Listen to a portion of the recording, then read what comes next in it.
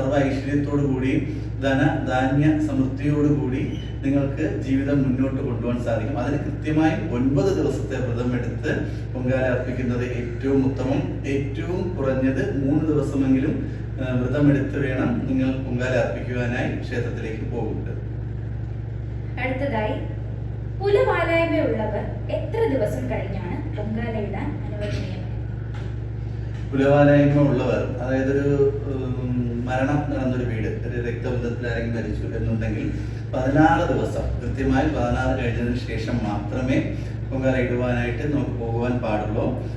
അതൊരു വാലായ്മയാണ് എന്നുണ്ടെങ്കിൽ 10 ദിവസം കഴിയണം. 11ാമത്തെ ദിവസം മാത്രമേ പോകുവാൻ സാധിക്കുകയുള്ളൂ. ഇനി അശുദ്ധിയുള്ള സ്ത്രീകളുള്ള വീട്ടിൽ നിന്നാണെന്നുണ്ടെങ്കിൽ, അങ്ങനെയുള്ള സ്ത്രീകൾ കാണുന്നുണ്ടെങ്കിൽ 7 ദിവസം കഴിയണം. 7 ദിവസം കഴിഞ്ഞതിന് ശേഷമേ പോകുവാൻ പാടുള്ളൂ.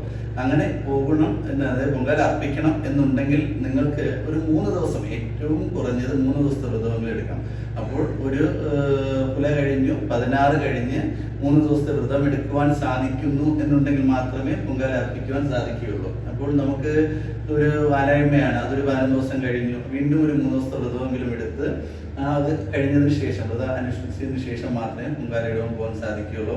ഈ സ്ത്രീകൾക്ക് മാസമുറയെല്ലാം കഴിഞ്ഞ് 7 ദിവസത്തിന് ശേഷം വീണ്ടും 3 ദിവസം വ്രതം എടുത്തിട്ട് അതിനുശേഷം അവർക്ക് പൊങ്കാല അർപ്പിക്കാം. എങ്കിൽ മാത്രമേ ഒരു ഭക്തിയോട് കൂടി ചെയ്യുവാൻ സാധിക്കും. 3 ദിവസം വ്രതം എടുക്കണം, ഈ ശുദ്ധിയും വീട്ടിലുണ്ടായിരിക്കണം.